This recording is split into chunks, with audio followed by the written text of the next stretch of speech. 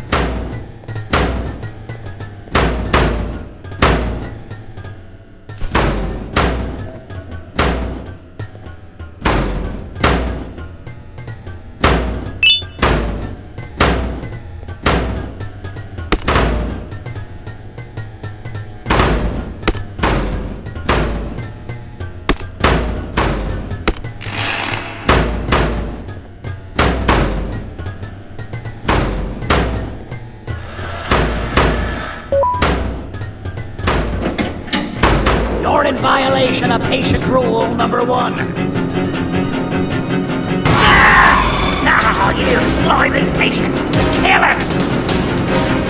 Fine, you got me. Kill it, and I'll let you go. Thank you. Don't worry. I'm a surgeon of my word. I won't hurt you. Not after saving me from your own doing. That said, the choice to volunteer for me will always be available. I implore you to consider the opportunity. In any case, we have much more important matters to discuss. Follow me. A friend of mine and yours filled me in on most of the action that happened on the floors above. They mentioned a nosy human parent being involved. Sound familiar? Listen, I was trusted with the final piece of the scepter, and I do not plan on breaking this trust. And to achieve that, I need your help. Look at the destruction around you. This was all done with an incomplete scepter in a matter of seconds. A full scepter in the hands of Dadadu is the guaranteed death of all of us. Let's make sure it doesn't come to that. And luck might just be on our side. I imagine that at this point you're familiar with this green specimen of incredible size and strength drawn on the board. It attacked our city a few hours ago. Most likely because it's either too scared to stay in the dark, or because the naughty ones and Sir Dadadu aren't leaving it alone.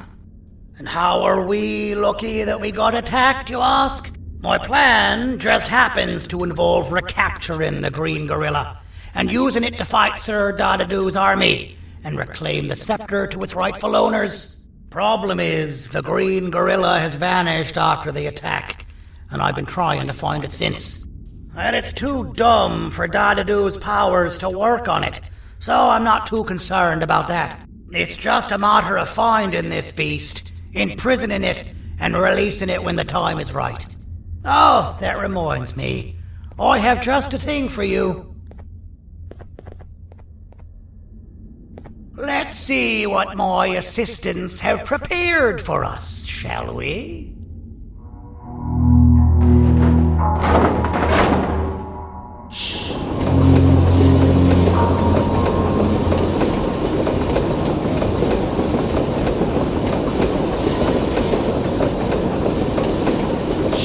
I introduce to you Remote 2.0, a name I totally didn't make on the spot. Take it. It's all yours. I see a pathetic piece of equipment like your old remote, and the tinkerer inside me goes crazy. Let's put it to the test. See that control panel over there? That's where you'll go when you need to take control of your drone. This new remote will act like a password. It'll give you access to the control panels. Of course, you can still use it the old-fashioned way, but some situations will require you to view things from a different perspective. There's a big button on the opposite side of this wall. Let's see if you can hit it while you maneuver your drone.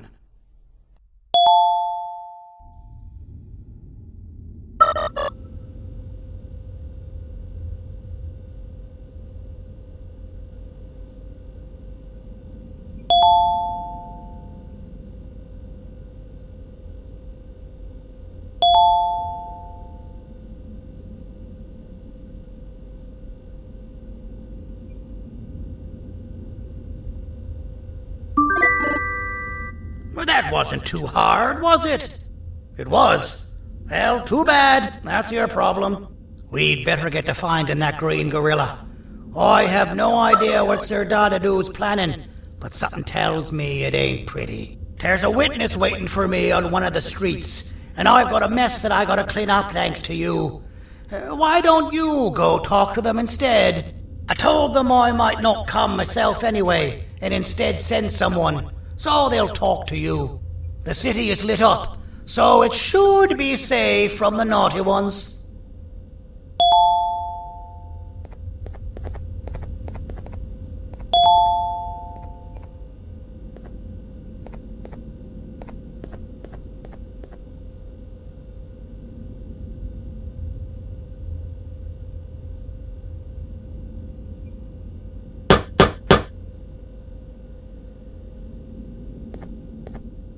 You should have seen Dadadoo in his prime.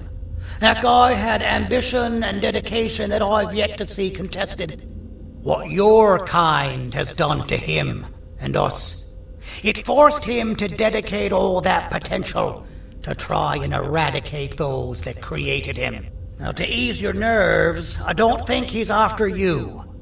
He's after those that betrayed him, which includes me. If only we weren't such cowards when we were caught and actually stood by him, maybe we would have been victorious.